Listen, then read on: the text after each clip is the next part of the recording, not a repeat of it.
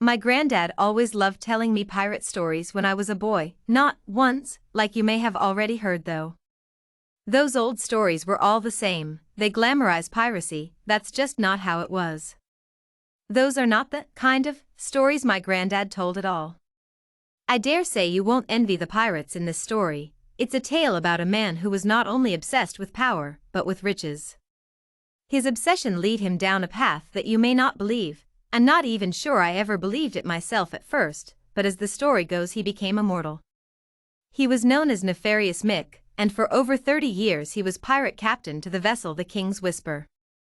He and his 35 crew plundered not just on sea, but on land too. Between them they amassed a fortune in gold and silver. Mick always got the lion's share, of course. Supposedly, though, they spent most of it. The assumption is that they spent it on women and booze. Pirates weren't hoarders, you see, despite what the books and movies would have you believe. They were of a dangerous profession, and were well aware that their days could well be numbered. Spend what you can while you can. That was Mick's motto, and the crew were in agreement. There was no power in hoarding, the power was in plundering, in spending unearned treasures. There was nothing more valuable in the world than gold, or so Mick had thought. It all started when the crew made port at Barataria Bay. A rumor had been heard amongst the crew. There had been a woman, a female pirate, named Eve Masterson. She claimed to have heard of a pirate who had discovered a treasure far more valuable than gold and silver combined. Nefarious Mick wasn't usually one to take stock in rumors, but Eve's story tempted him.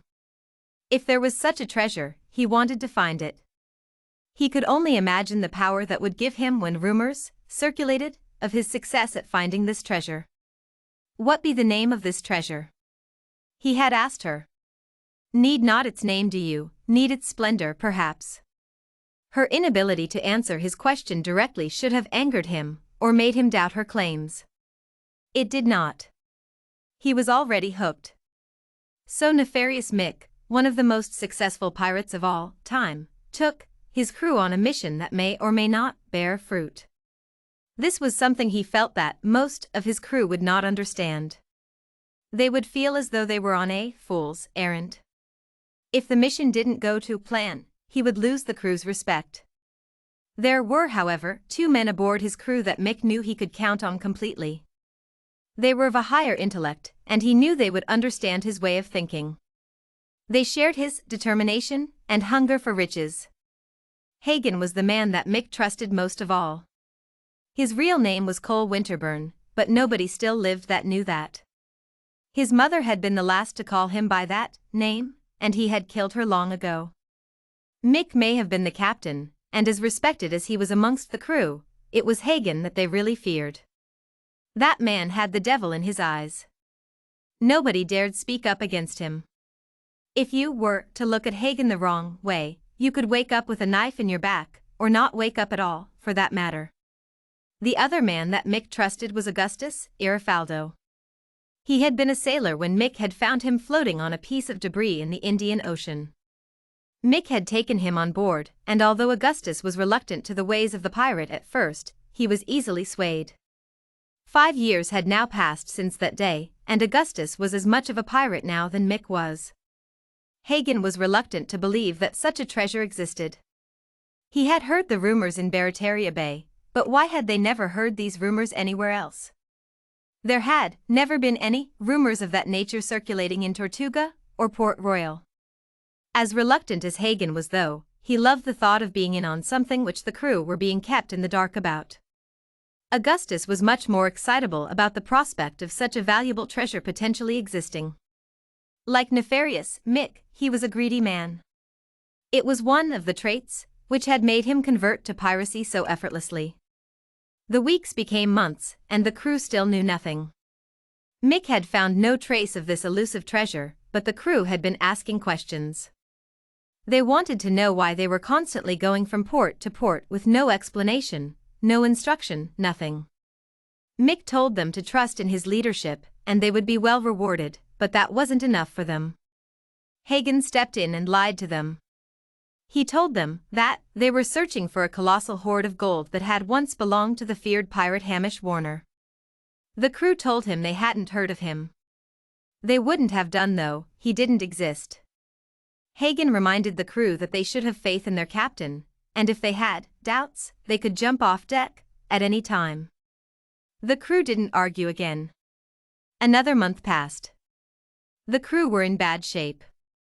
Many of them had been suffering from a bad case of bleeding gums. Several of which had been losing teeth too. That was just the start. Next came the itchy skin, which lead to excessive scratching, which lead to broken skin and scabbing. That was when their arms and legs started to come up in dark blotches, as black as the night sky. Then they started dying. One by one this was happening until 15 men had all died. Not long after that they were forced to dock at Tortuga to recruit more men. Mick ordered the men to stay on board the ship.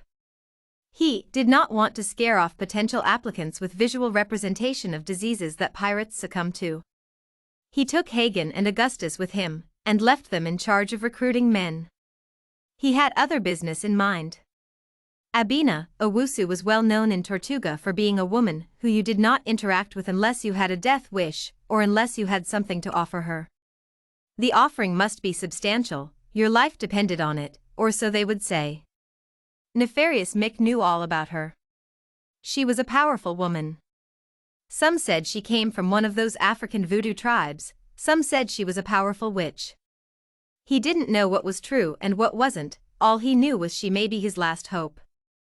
Mick told Abina about his issues with the crew, about the disease which plagued them. He also told her of his interest in finding the treasure, which he was still yet to find. He worried his mortality would get in the way before he had the chance to find it. Abina did not react to Mick's mention of treasure, but she told him she could help him with his lifespan. She could give him immortality, but in return she would claim his soul. He agreed without a second thought, not considering what that would actually mean for him. She began a ritual in which she crushed bones into a small dish until they were ground into a fine powder. She then brought a knife to Mick's thumb and had him bleed 4 drops of blood into the powder. She then added a liquid of unknown origin, to Mick at least, and mixed it all together into a paste. She instructed Nefarious Mick that he was to eat the paste, and then presented him with some rum to wash it down. He did as he was told. He felt a sharp pain in his chest, which was not comparable to any pain he had felt before, then he passed out. Abina was gone when he awoke, but he knew she had kept to her accord. He felt different, stronger and more alive than ever. Was he immortal, though? He couldn't be sure. Only time could tell, and tell it did. The crew continued to suffer and die. Hagen and Augustus were not immune, and soon succumbed too. Hagen was as aggressive at the end as he had always been, and put up one hell of a fight, but it was all in vain. Mick hired more crew 3 more times, but it soon became apparent that he was playing a losing hand. Not long after that, Nefarious Jack became a legend. His crew were known to be dead, his ship docked and abandoned at Clue Bay. He was assumed dead too, but nobody was certain of that. Every pirate that ever knew the name Nefarious Mick eventually died. The 16th century became the 17th century. Nefarious Mick was a name that popped up every once in a while, but he was assumed long dead. A legendary pirate in his day though, apparently. Mick Hagen was glad that his story had stood the test of time.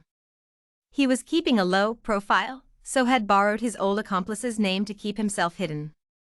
The name served him well, and he kept it for quite some time.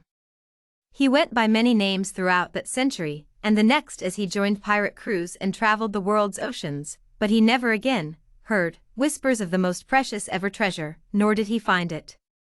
Eventually piracy died out, and some believe that is where his story ended, but I don't think so. I don't think he will ever die, not until he finds that treasure he sought after. That treasure which was more valuable than gold and silver combined.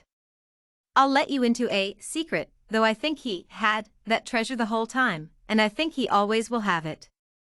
I think that, because the one thing in the entire world, which is worth more than gold, more than silver, is life, and Nefarious Mick, wherever you are, you've got that in spades.